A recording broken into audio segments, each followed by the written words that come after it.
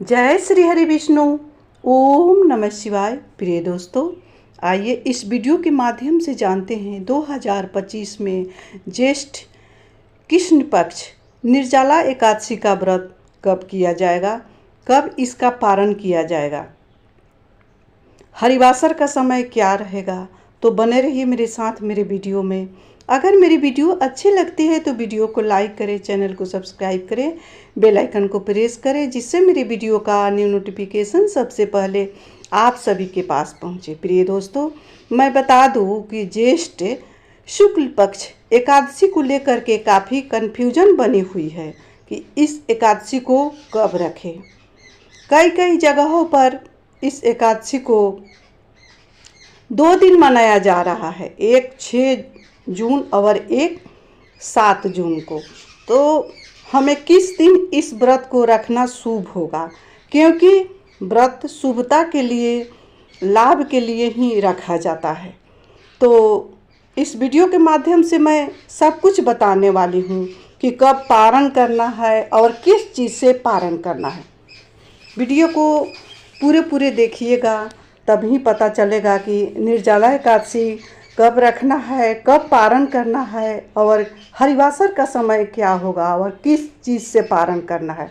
सबसे पहले हमें अन्न से पारण नहीं करना होता है। जैसे साल में 24 एकादशियाँ आती है, वहीं मूल मास 2 मास में 26 एकादशी आती है। तो सबका अपना अलग अलग महत्व होता है, उसके हिसाब से उसका पारण भी होता है। उसी तरह ये निर्जला एकादशी है। इस एकादशी को भीमसेनी एकादशी भी कहा जाता है, क्योंकि सबसे पहले कुंती पुत्र भीम ने इस एकादशी को किया था। ये सबसे बड़ी एकादशी के रूप में इस व्रत को रखा जाता है। जो मनुष्य इस एकादशी का व्रत रख लेता है उसको कुछ भी पाना दुर्लभ नहीं होता है, क्योंकि 24 एकादशी साल में आप नहीं भी किए हैं तो एक ऐसी एकादशी है ये निर्जला, जिसको करने मात्र से सारी एकादशियाँ का पुण्य आपके खाते में आने वाला है। इसलिए इस व्रत को विधि विधान से अवश्य करना चाहिए, नियम पूर्वक करना चाहिए, क्योंकि ये एकादशी का व्रत कामधेनु के समान है।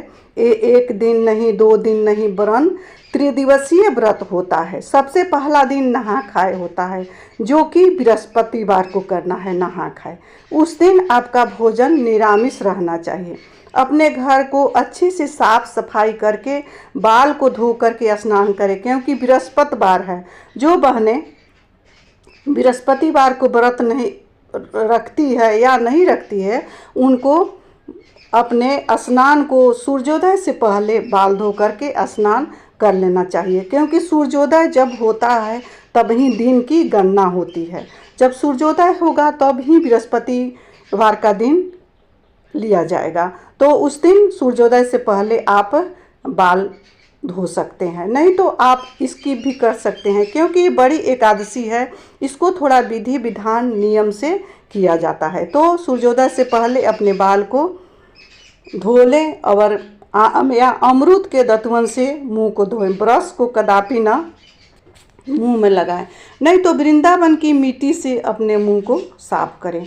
उसके बाद साफ स्वच्छ धुले वस्त्र पहन करके आप जैसे रोज़ पूजा करते हैं करके अपने किचन में निरामिष खाना बनाएं। उस दिन हो सके तो चावल का त्याग करें। 10वां दिन या नहा खाए के दिन चावल का त्याग करें। शाम के समय सूर्योदय रहते सूर्यास्त के बाद कुछ भी ग्रहण नहीं करना है। तो सूर्य अस्त होने से पहले अपने जो भी आपको खाना है भोजन कर ले। सूर्यास्त के बाद भोजन नहीं करें, क्योंकि ये बहुत कठिन व्रत है। तो आपको जल, फल, जूस लेकर के रात को सोना है, भूखे नहीं सोना है। और सुबह आप 4 बजे तक आप पानी भी पी सकते हैं, जूस भी पी सकते हैं, क्योंकि ये बहुत कठिन व्रत है। काफ़ी गर्मी है, वैसे ही रात में गला सूखती है, तो आपको 4 बजे तक पानी भी ले सकते हैं, जूस भी ले सकते हैं, क्योंकि काफ़ी बहनें बीमार रहती है। जिनको दवा लेना है वो सुबह 4 बजे दवा भी ले सकते हैं। इस तरह से अपने नहा खाए का दिन का जो नियम है सो पूरा करें। अब जो बीच वाली दिन है जो एकादशी है, निर्जला एकादशी के दिन फिर सुबह जल्दी से उठ करके स्नान करें। उस दिन हो सके तो अपने घर में गंगा जल छीट लें, क्योंकि बहुत कठिन व्रत है। इसमें झाड़ू लगाने से कितनी चींटियां मर जाती है तो अकारण पाप लगता है। तो अगर दूसरा कोई बच्चे हैं या जो व्रत नहीं रखते हैं उनसे आप झाड़ू लगवा सकते हैं। अगर ओनली वन आप अकेले घर में हैं तो उस दिन झाड़ू को स्किप करें, झाड़ू उस दिन न लगाएं। उसके बाद नहा धोआ करके विष्णु भगवान को पीले वस्त्र पर विराजमान करें, चौकी सजाएं और उनको पंचामृत से स्नान कराएं, पीले वस्त्र धारण कराएं, विष्णु भगवान के सामने एक अखंड ज्योत जलाएं, अपने व्रत का संकल्प लेते हुए अखंड ज्योत जलाएं। जो भी मन में कामना है सो विष्णु भगवान से कहें, उनकी आरती उतारें। पीले फूल, पीले पुष्प, पीले चंदन विष्णु भगवान को अति प्रिय है, इसीलिए उस दिन विष्णु भगवान के ये सब चीज़ें अर्पण करना चाहिए। धनिया, चावल के जगह पर धनिया, काली मिर्च विष्णु भगवान को अर्पण किया जाता है एकादशी तिथि के दिन।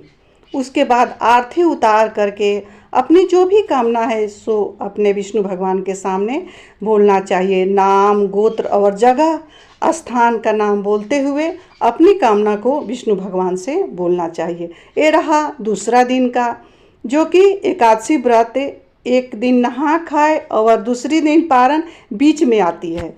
तो इस दिन का पूर्ण लाभ मिलने के लिए ये सब चीज़ें ध्यान में रखकर इस व्रत को किया जाता है।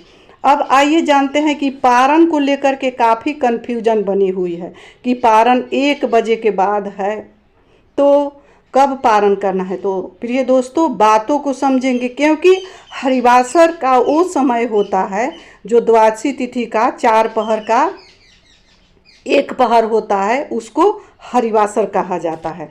तो यहाँ 4:47 पर जब एकादशी तिथि समाप्त हो जा रही है तो हरिवासर प्रारंभ हो जा रही है। तो इस हिसाब से आप एकादशी का पारण 8:30 से 9:30 के बीच आप कर सकते हैं। 8:30 से लेकर के 9:30 के बीच आप पारण कर सकते हैं। ये नहीं है कि 1 बजे से 4 बजे तक पारण करेंगे, क्योंकि ये बहुत ही कठिन व्रत है, व्रतों में महाव्रत है। इस व्रत को नियम विधि विधान से अवश्य करना चाहिए। तो आप पारण करें। पारण से पहले कुछ दान अवश्य करना चाहिए।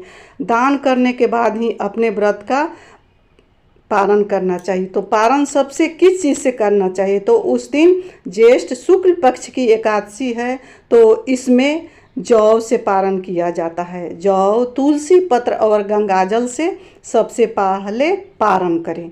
उसके बाद आपको जो कुछ भी निरामिष खाना बना रहे हैं अपने संवरिया सरकार लड्डू गोपाल को भोग लगा करके ही अपने व्रत को खोलें और उसी का पारण करें। थोड़ा सा जो भी भोग लगाए हैं गौ ग्रास के लिए निकालें। अगर गौ आती है तो नहीं, चींटी या चिड़िया को भी उस गौग्रास को खिला सकते हैं, क्योंकि कई जगहों पर गौ माता दुर्लभ है तो वहाँ पर आप चींटी या चिड़िया को भी खिला सकते हैं। रही बात कि इस व्रत को कब रखना है, तो पंचांग के अनुसार 6 जून देर रात 2:45 पर एकादशी तिथि की शुरुआत हो रही है।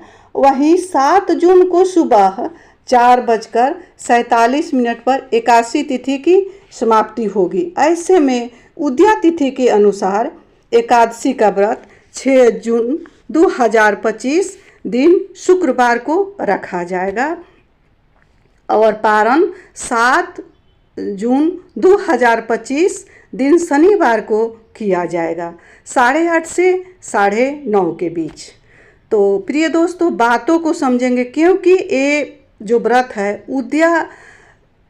सूर्योदय उदय होता है उससे लेकर के दूसरे दिन जब सूर्योदय उदय होता है तब तक ही व्रत रखा जाएगा। कोई भी व्रत 24 घंटा का ही होता है।